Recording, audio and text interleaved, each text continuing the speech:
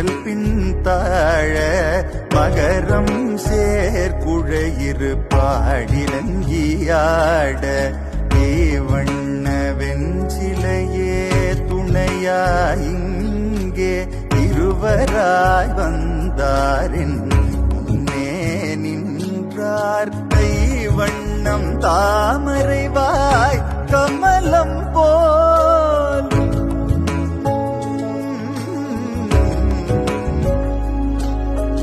கைவண்ணம் தாமரைவாய் கமலம் போலும் கண்ணிணையுமரவிந்தம் அடியும் மகுதே அவ்வண்ணத்தவ நிலைமை கண்டும் தோழி அவரை